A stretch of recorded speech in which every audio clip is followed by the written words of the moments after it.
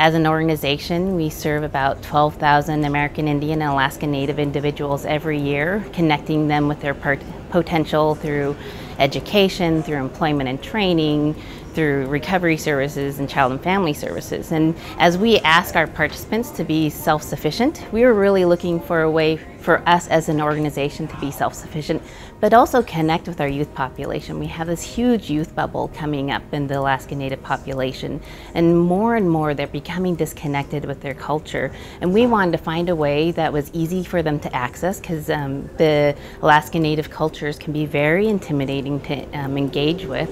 And we thought that video games would be a natural medium for that. And so we literally were sitting around the lunch table one day, kicking around ideas of how we could create a social enterprise that would connect with our youth. And my boss, Gloria O'Neill, the president and CEO, basically charged us with going out and finding the best in the industry. So we got a call from the Cook Inlet Tribal Council, and at that point we were building out our publishing slate, and we were doing less consulting, but I went to my business partner and said, you know, we got invited to go to Alaska. He said, I've been to 49 states, I've never been to Alaska, let's just go. It's a bucket list. So we went up there, and honestly, we tried to talk them out of starting a video game company. Years ago, I helped build Activision Studios in the 90s. I used to run Activision Studios. I've seen hundreds of game companies come and go.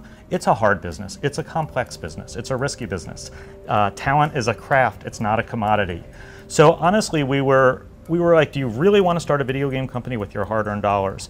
Much to the credit of the really inspired leadership of the Cook Inlet Tribal Council, rather than say yes or no, we went into a 3-month landscape and opportunity analysis where we studied how were Indigenous cultures represented in other media, in movies.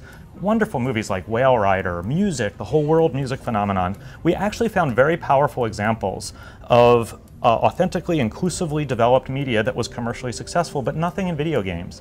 At the same time, when we were deconstructing the vibrant independent sector, looking at games like Limbo and Braid and Journey and seeing a real hunger for new ideas, new voices in the medium, we realized there was an opportunity here. So Gloria, Amy, and her team, and our team at Eline, we really built from the ground up a team. We built a development team with a lot of experience run by a guy named Sean Vesey, who created some of our early hits at Activision. He was the lead designer on MechWarrior 2, Interstate 76. He was the creative director. He then ran the Tomb Raider franchise for many years at Crystal Eidos.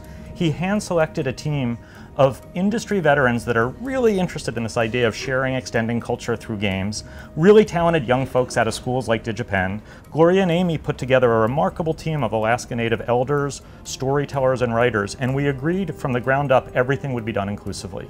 That we would do this together, every greenlight process, every core decision, and that's the journey we've been on for 2 years.